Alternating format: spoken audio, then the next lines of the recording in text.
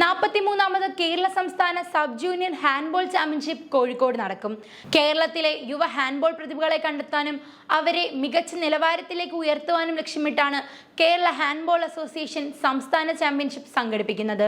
Kerala handball association നടത്തുന്ന 43ാമത് സംസ്ഥാന sub junior handball championship July 31 മുതൽ ഓഗസ്റ്റ് 2 വരെ Kozhikode Kunnamangalam higher secondary school കോർട്ടിൽ വെച്ചാണ് നടക്കുന്നത്.